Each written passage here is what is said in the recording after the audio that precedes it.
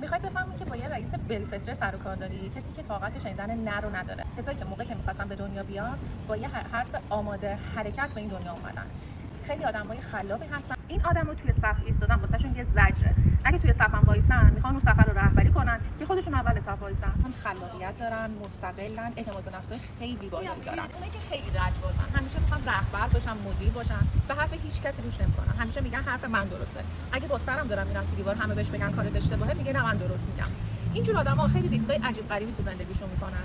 اگه یه کاریو شروع میکنن تا آخرش هم ادامه نمیدن. دنبال یه پارتنری میگردن که ازش حرف شنوی داشته باشه. اینو بفرست واسه رفیق لجبازه که دوست داره مدیر باشه، رهبر باشه. رسالت شوقیش هم یکه.